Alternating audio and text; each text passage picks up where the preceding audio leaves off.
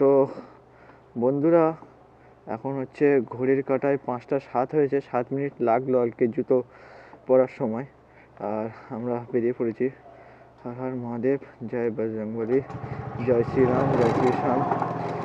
এবার আমরা বেরিয়ে পড়েছি বলতে, আমার যে পার্টনার আছে আজকের তার বাড়ির কাছে যাব। আর আমার বাড়ি থেকে বেরিয়ে পড়লাম। মা টাটা টাটা। তো চলো বন্ধুরা, আমার পার্টনারকে নিই আর তারপরে বেরিয়ে পড়ি আজকের ভ্রমণের উদ্দেশ্যে। এই যে রাস্তার পাশে দাঁড়িয়ে আছে হেলমেট হাতে, আজকের আমার ভ্রমণের সঙ্গী। তো চলো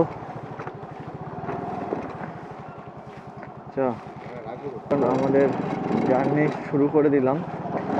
দক্ষিণেশ্বর হয়ে যেতে হবে ডানকুনি হয়ে। তো চলো ফটাফট গ্রামের রাস্তাটা ক্রস করে হাইওয়ে ধরি। তো বন্ধুরা, আমরা এখন চলে এসেছি রাম মন্দিরের কাছে। জয় বজরংবলী। তো চলো রাম মন্দির ক্রস করে আমাদের বেরিয়ে যেতে হবে মেন রোডের দিকে। বিশ্ববাংলা সরণি ধরবো আমরা, আই গেস। তো বিশ্ববাংলা সরণি ধরেই ডাইরেক্টলি আমরা যাব দিল্লি রোডের দিকে।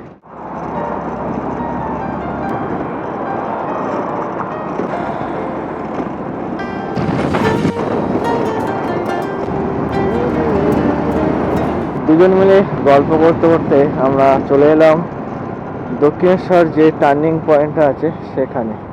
তো চলো আমাদের দক্ষিণেশ্বর ব্রিজের দিকে যেতে হবে। ব্রিজটা পার করে ওপারে গিয়ে আমরা ম্যাপ দেখব, কারণ আমি ম্যাপে দক্ষিণেশ্বর ব্রিজ পার করতে হবে দেখে পুরো এটা ম্যাপ বন্ধ করে এসেছি।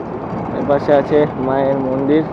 তো চলো আমরা মায়ের মন্দিরকে ডান হাতে রেখে আমরা ব্রিজটা ক্রস করি। তো বন্ধুরা, আমরা বালির ব্রিজ পার করে বালি হল্টের উপর দিয়ে দিল্লি রোডের গা ঘেঁষে এগিয়ে চলেছি আমাদের গন্তব্যের উদ্দেশ্যে।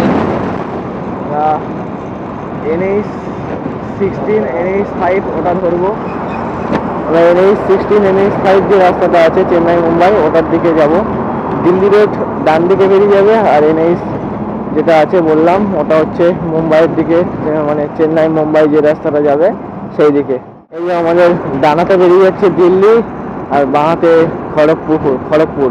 এটা দিল্লি মুম্বাই রোড বলে, প্লাস NH16 আর NH5 এই রাস্তাটার ভিতরেই আছে জয়েন্ট হয়ে। তো চলো আমরা আমাদের খড়গপুরের দিকে রাস্তায় ঢুকে পড়েছি। এটা NH16, এটা 1973 কিলোমিটার আছে। খড়গপুর আর কোনা এক্সপ্রেসওয়ে। এটা কি কলকাতা ওয়েস্ট? এটা কি লেখা? Kolkata West international city.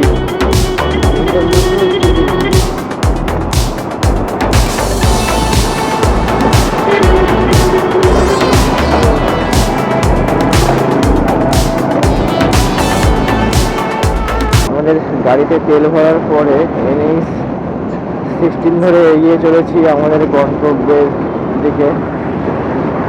এটাতে 80 লিমিট আছে, মানে বাইকের লিমিট 80, একটা সাইনবোর্ড ছিল। তো আমরা এখন 50, 51, 60 একটা অ্যাভারেজ স্পিড মেনটেন করে আমরা এগোচ্ছি। তো চলো বন্ধুরা আমাদের গন্তব্যের দিকে তাড়াতাড়ি যাই।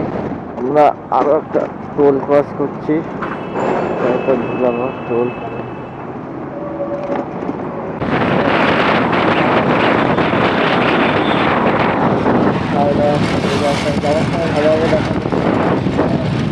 সামনে আমাদের হনুমানজির ধ্বজা লাগানো আছে, প্রত্যেকটা ল্যাম্প পোস্টে লাগানো আছে। এবার মনে হচ্ছে যে একটা রাজ্য যেখানে সনাতনীরা বাস করে। দেখতে পাচ্ছ পুরো প্রত্যেকটা পোস্টারে হনুমানজির ধ্বজা, রামের ধ্বজা লাগানো আছে। বজরংবলীর ধ্বজা, এটা বজরংবলীর, তারপর এটা হচ্ছে রামের, তারপর এটা আবার বজরংবলীর, তারপরটা আবার রামের। এরকম প্রত্যেকটা ল্যাম্প পোস্ট আছে। এপাশে প্রত্যেকটা বজরংবলী যে পর্বত নিয়ে যাচ্ছিল সেইটার দিয়ে ধ্বজা লাগানো আছে, সেটাকে দিয়ে, সেটার ফটো দিয়ে। আর এ পাশেরগুলো সব দড়ি দিয়ে দিয়ে বাঁধা সুন্দর কথা।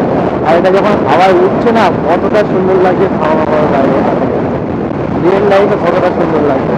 তো চলো বন্ধুরা, আমরা এগোতে থাকি। চেন্নাই 1638 কিলোমিটার বাকি আছে, আমাদের গন্তব্য প্রায় আর 25 থেকে 27 কিলোমিটার বাকি আছে। NH যে 16-এর যে রাস্তাটা ধরে আমরা যাচ্ছিলাম, সেই রাস্তাটা ছেড়ে এখন সার্ভিস লেনে চলে এসেছি আমরা, কারণ এখান থেকে পুরুলিয়ার দিকে আমাদের কেটে যেতে হবে, কারণ এটা চেন্নাইয়ের দিকে চলে গেছে রাস্তাটা, দীঘা হয়ে কোলাঘাট হয়ে যাবে, আর আমরা আমাদের যেতে হবে উলুবেড়িয়ার দিকে, সেই কারণে আমরা সার্ভিস রোডের দিকে নেমে গেলাম।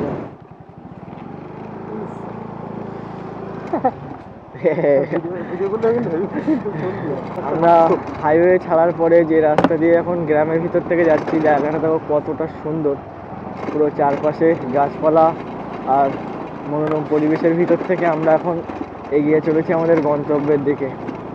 এবারে আমরা একটু ভুল রাস্তায় ঢুকে গেছিলাম, আর এবার রাস্তাটা চেঞ্জ করার পরে রাস্তা থেকে আমরা যাওয়ার চেষ্টা করছি। মানে সেই আমরা কত সুন্দর একটা পরিবেশের মধ্যে দিয়ে যাচ্ছি, আর কত জোরে যে হাওয়া বইছে, যেন প্রকৃতি আমাদেরকে স্বাগত জানাচ্ছে জায়গাটাতে আসার জন্য।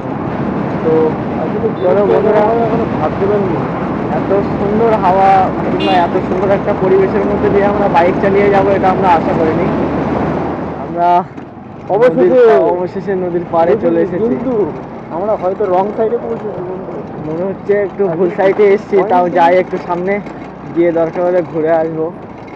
এখান থেকেও ভালো ভিউ পয়েন্ট আছে, কিন্তু ওই দিকটাতে যেতে হবে, ওই ভেসেল এখানে দাঁড়াই তাও ওই দিকটাতে হয়তো গেলে আরো ভালো ভিউ দেখা যাবে। দীর্ঘ 2 ঘন্টা ড্রাইভ করার পরে দেখো কত সুন্দর একটা জায়গায় এসে পৌঁছেছি। চারপাশের ভিউটা দেখতে পাচ্ছ, আর এপাশ থেকে একটা ট্রলার আসছে, সামুদ্রিক জাহাজ আসছে, আর আমরা এখানে এসেছি 1 ঘন্টা 40-50 মিনিট লেগেছে, না 2 ঘন্টা লেগেছে প্রায়। তো আমরা 2 ঘন্টা ড্রাইভ করার পরে এত সুন্দর একটা জায়গায়, আর প্রচুর পরিমাণে হাওয়া চলছে, সামুদ্রিক নদীর হাওয়া। সামনে এরকম একটা সুন্দর view। তো আমরা এই যে জায়গাটাতে এসেছিলাম, এটা এক্স্যাক্ট যে জায়গাটা আমরা দেখে এসেছি সেই জায়গাটা নয়, সেই জায়গাটা হচ্ছে এই দিকটাতে আছে। এই যে সামনে মন্দিরটার ওপারে, এই ওই সাইডটাতে, মন্দিরটার ওই সাইডটাতে দেখলাম, এখানের থেকে দেখা যাচ্ছিল। আমরা বুঝতেই পেরেছিলাম যে ভিডিওতে যে জায়গাটা দেখছি সেই জায়গাতে আসতে পারিনি আমরা, অন্য জায়গা হবে। পাশাপাশিই আছে পয়েন্টগুলো, কিন্তু আমরা ওই যে গাছগুলো দেখা যাচ্ছে ওখানে আমাদেরকে যেতে হবে। তো আমরা ওই সামনে দিয়ে একজনকে জিজ্ঞাসা করেছিলাম, সে বলেছিল সোজা, কিন্তু এখানে এসে যখন রাস্তা দুদিকে ভাগ হয়ে গেছে, আমরা ডান দিকে আসার পরে আবার একটা রাস্তা ভাগ হয়েছে, সেখানে আমরা ঢুকে গেছিলাম। সেই কারণে আর কি এখানটাতে এসেছি, কিন্তু এই জায়গাটাও ভালো, এখানেও বসা যাবে। আমরা মেন ভিউ পয়েন্টটার দিকে, এবারে যে ভিউ পয়েন্টটার জন্য এসেছিলাম সেই ভিউ পয়েন্টের দিকে এগিয়ে চলেছি। প্রথমে আমরা ভুল দিকে গেছিলাম, এই সাইডটাতে একটা মন্দির আছে, কিন্তু ওই পাশটাতে আমরা গেছিলাম। আর এইখানে মেন ভিউ পয়েন্ট এই যে ঝাউবন।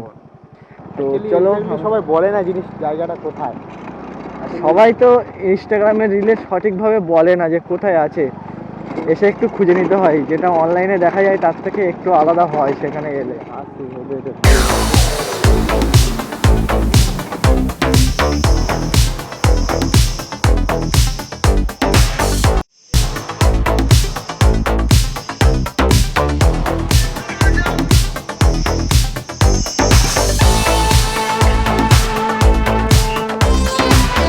এবার 58 গেটের দিকে যাচ্ছি, এই সাইডটাতে ছিল ঝাউবন, যেখানে আমরা ঘুরে নিয়েছি। আমরা দুজন আবার 58 গেটের দিকে বেরিয়ে পড়েছি। তো চলো,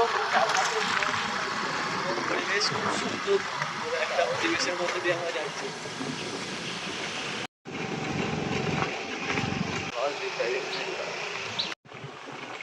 আর রাস্তাটা হবে অটো থেকে, কিন্তু ওই একটা বট গাছ, তার ছায়ায় আমরা দাঁড়িয়ে আছি। আর এই পাশ থেকে ঘুরে আবার আমরা প্রকৃতিটাকে উপভোগ করছি।